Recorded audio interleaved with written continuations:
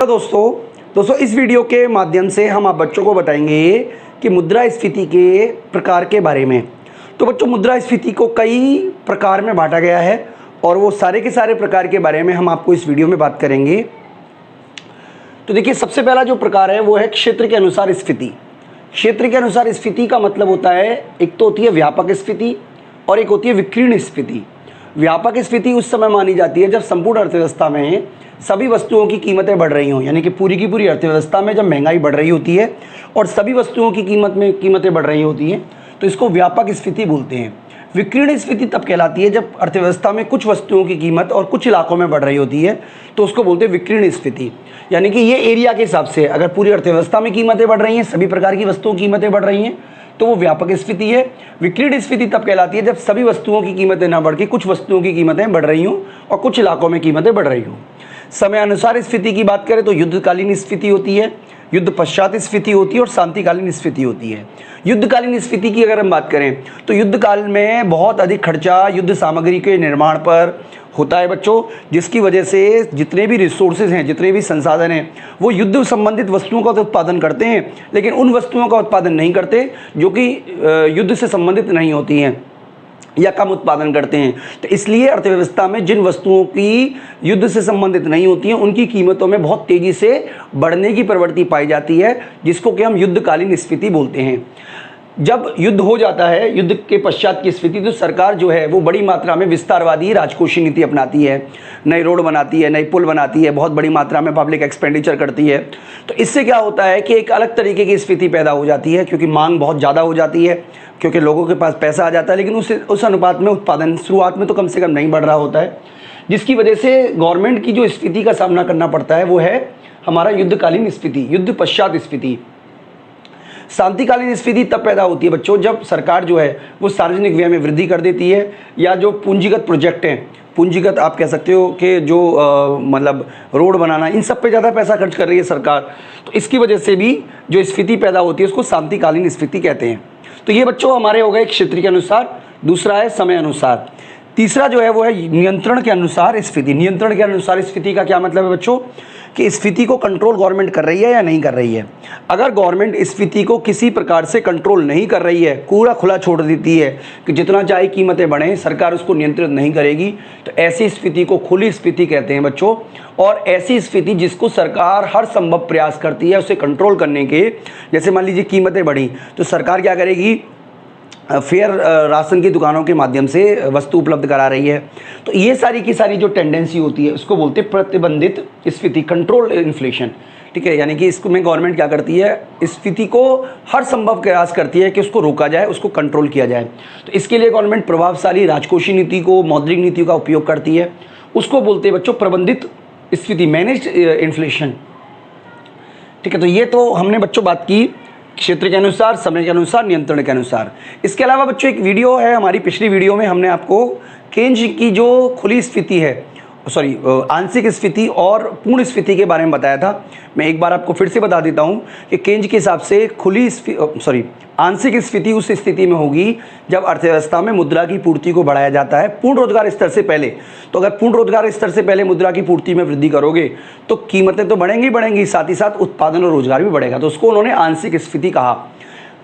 अगर हम बात करें बच्चों जो दूसरी स्फीति है जिसको हम बोलते हैं पूर्ण स्फीति, वो तब पैदा होती है जब अर्थव्यवस्था पूर्ण रोजगार के स्तर को प्राप्त कर लेती है, और पूर्ण रोजगार के स्तर को प्राप्त करने के पश्चात भी अगर सरकार या मौद्रिक अधिकारी मुद्रा की पूर्ति में वृद्धि करते रहते हैं तो इससे उत्पादन और रोजगार नहीं बढ़ेगा, केवल कीमतें बढ़ेंगी, जिसको कि केंज ने कहा पूर्ण स्फीति। तो ये भी एक अंतर है बच्चों जो हम इस बोर्ड पे लिख सकते थे पर स्पेस नहीं था। ठीक है, इसके अलावा बच्चों कारण के अनुसार देखिए किस कारण से हो रही है। अगर मान लीजिए बहुत अधिक मात्रा में मुद्रा की पूर्ति जारी कर देती है सरकार और उसकी वजह से स्फीति होती है, तो इसको बोलते हैं चलन स्फीति।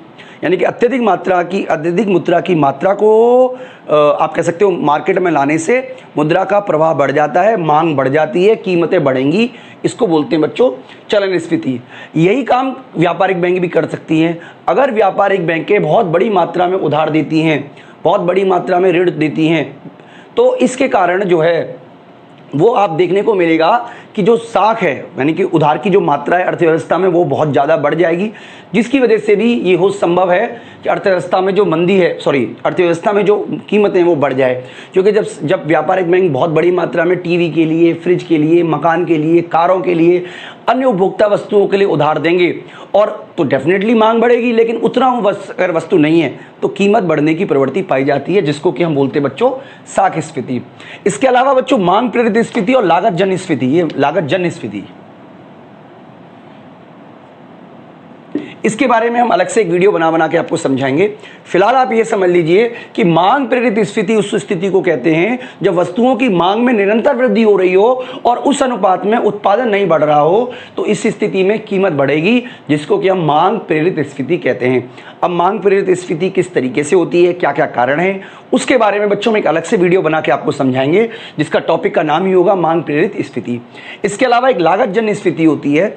देखिए, जब वस्तु की लागत, खासतौर पे इनपुट दो तरीके हुए होते हैं, साधन लागत, साधन इनपुट यानी कि साधन आगत और गैर साधन आगत।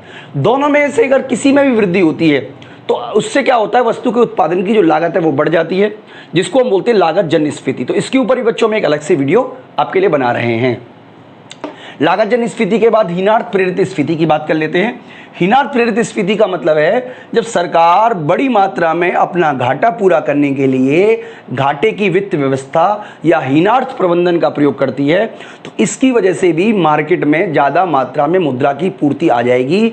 ज़्यादा मात्रा में मुद्रा की पूर्ति आने की वजह से कीमत के बढ़ने की टेंडेंसी पाई जाती है, जिसको बोलते हैं बच्चों हीनार्थ प्रेरित स्फीति। इसके अलावा है अगला अवमूल्यन जनित स्फीति। अगर सरकार अपने निर्यात को बढ़ाने के लिए अवमूल्यन का सहारा लेती है तो अवमूल्यन के बाद भी कीमतों के बढ़ने की प्रवृत्ति पाई जाती है।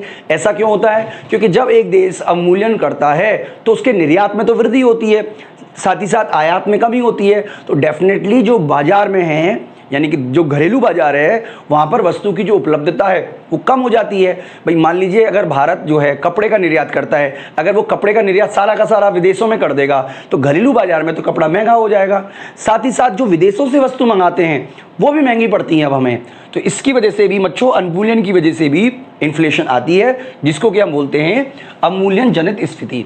तो बच्चों ये तो हमने बात की कारण के हिसाब से। अब हम गति की बात से काट कर लेते हैं।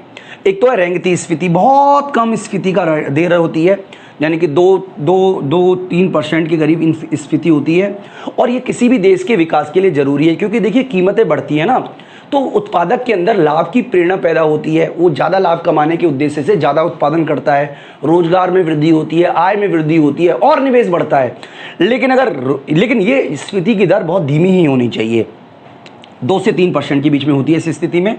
अगर हम बात करें बच्चों चलती हुई स्फीति की, तो चलती हुई स्फीति की स्थिति में जो स्फीति की दर है वो 3-4% के आसपास बनी रहती है, और ये गवर्नमेंट के लिए, वैसे तो गवर्नमेंट इसको मैनेज कर सकती है, 4% 5% की स्फीति की को भी गवर्नमेंट मैनेज कर सकती है, लेकिन फिर भी ये चेतावनी है कि गवर्नमेंट थोड़ा सा अपना रेवेन्यू को घटाए, अपने पब्लिक एक्सपेंडिचर को घटाए और कोशिश करे कि इस तरीके की एक्सपेंडिचर जो है वो कंट्रोल में रहे।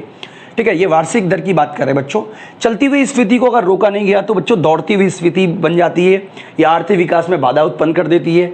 स्फीति की दर कई बार 10% 15% तक पहुंच जाती है बच्चों, और ये कीमतों को बहुत ज़्यादा प्रभावित करती है, साथ ही साथ मांग को भी प्रभावित करती है, आय की असमानता बढ़ती है।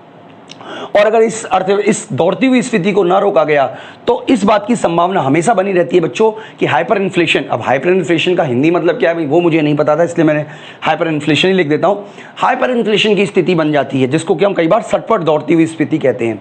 बच्चों सटपट दौड़ती हुई स्फीति की स्थिति में कई बार जो इन्फ्लेशन है वो 100% पर डे के हिसाब से बढ़ती है। मैं आपको फिर से बोल रहा हूँ, अगर आप जिम्बाब्वे और वेनेजुएला का एग्जाम्पल अगर आप इंटरनेट पे सर्च करोगे तो आप देखोगे कि यहाँ पे ऐसी स्थिति हुई है बच्चों कि 1 किलो गाजर जो मान लीजिए 21 जून को 100 रुपये किलो है मान लीजिए, तो 22 जून को जब आप गाजर लेने गए तो वही गाजर आपको अब 1000 रुपये किलो मिल रही है। यानी कि एक एक दिन के अंदर कीमतों में दुगनी हो सकता है 1000 मैंने ज़्यादा बोल दिया तो 2000 की मिल रही है। ऐसी स्थिति आ गई कि वहाँ के लोग अपनी करेंसी को भर भर के, मतलब आप कह सकते हो बैग भर भर के करेंसी लेके जाने लगे, लेकिन सामान जब लेने की बारी आई तो पैकेट से भी कम में सामान आ रहा है। देखिए मुद्रा इंपॉर्टेंट नहीं है, मुद्रा की परचेजिंग पावर इंपॉर्टेंट है। मेरे पास अगर मेरी सैलरी 10 लाख रुपए हर महीने हो जाए तो मैं खुश होऊंगा या दुख होऊंगा, ये बात इंपॉर्टेंट है ही नहीं बच्चों। इंपॉर्टेंट ये है कि 10 लाख रुपए में मैं कितनी वस्तु खरीद सकता हूं। इन्फ्लेशन की वजह से जो वैल्यू है पैसे की वो बहुत ज़्यादा घट जाती है। तो अगर बच्चों इस स्थिति को रोका नहीं गया, अगर हाइपर इन्फ्लेशन, अगर दौड़ती हुई स्फीति को रोका नहीं गया तो सटपट दौड़ती हुई स्फीति बन जाती है, हाइपर इन्फ्लेशन बन जाता है, बहुत तेजी से कीमतें बढ़ती हैं और किसी भी अर्थव्यवस्था के लिए ये स्थिति तबाह करने वाली होती है। पूरी की पूरी अर्थव्यवस्था तबाह हो जाती है। हाइपर इन्फ्लेशन के केसेस में लोग पुनः वस्तु विनिमय प्रणाली पर आ जाते हैं, मतलब वो अपनी घरेलू मुद्रा को छोड़कर पुनः विदेशी या तो वस्तु विनिमय पे आ जाएंगे कि वस्तु के बदले वस्तु दो, या हो सकता है कि वो डॉलराइजेशन हो जाए, यानी कि वो डॉलर का यूज़ करना शुरू कर दें, गोल्ड का यूज़ करना शुरू कर दें। तो इस तरीके की बच्चों ऐसे कई एग्जाम्पल हैं जो हमें देखने को मिलेंगे। 2 एग्जाम्पल के नाम मैंने आपको दे दिए हैं। आप जिम्बाब्वे का एग्जाम्पल नेट पर सर्च कर सकते हैं, अब वेनेजुएला का एग्जाम्पल नेट पर सर्च कर सकते हैं। यहाँ की अर्थव्यवस्था, पूरी की पूरी अर्थव्यवस्था जो है वो हाइपर इन्फ्लेशन की वजह से तबाह हो गई। तो बच्चों ये सारे के सारे कंसेप्ट हैं जो मैंने आपको समझाने की कोशिश की। तो इस वीडियो में हमने ये समझा कि आखिरकार इस स्फीति के कौन कौन से कारण है, मतलब क्या क्या वजह से स्फीति प्रकार कौन कौन से हैं। अगली वाली वीडियो में हम बच्चों ये दो टॉपिक हैं, लागत जन स्फीति और मांग जन स्फीति, दोनों को एक एक करके समझेंगे। इस वीडियो में इतना ही। Thank you.